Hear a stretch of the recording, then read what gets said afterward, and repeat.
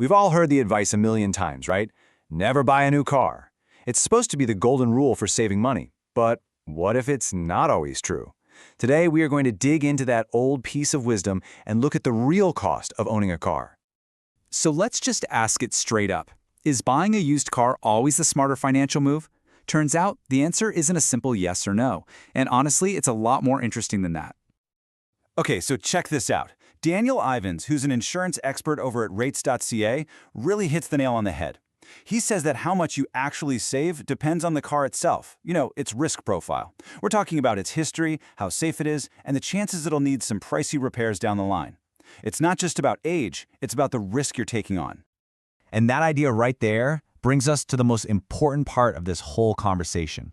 To get to the real answer, we've got to look way beyond that shiny sticker price and start uncovering all the hidden costs of owning a vehicle.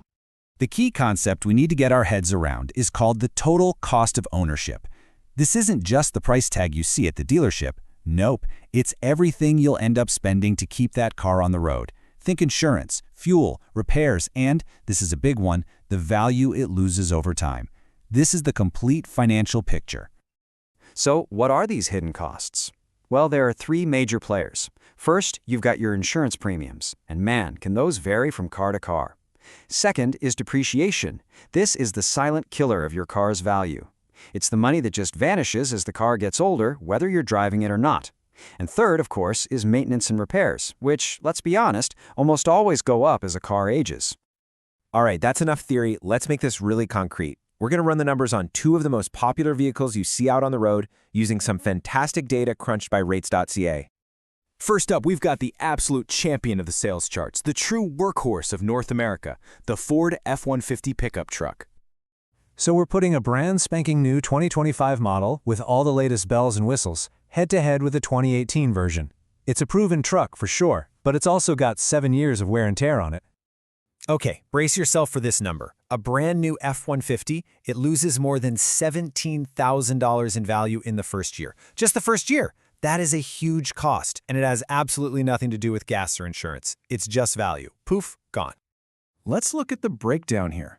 That massive hit from depreciation on the new truck, that's the big story. But look, insurance is also quite a bit higher. And this shows you the trade-off perfectly.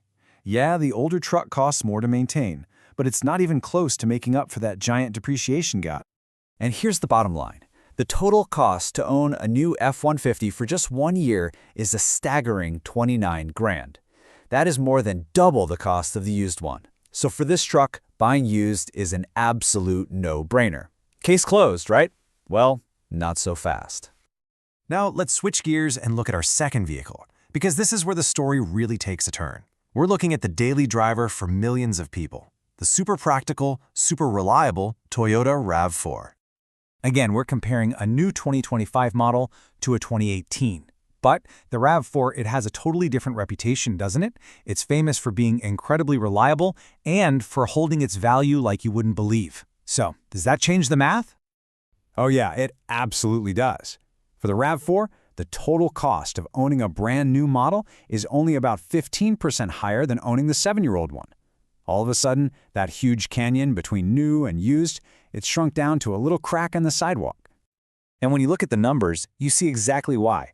The total ownership costs are way closer. We're talking less than a $2,000 difference for the whole year. And get this, even the insurance premiums are pretty similar. Just a couple $100 separate the new from the used. This bar chart tells the entire story. Just picture that F-150 chart we just looked at.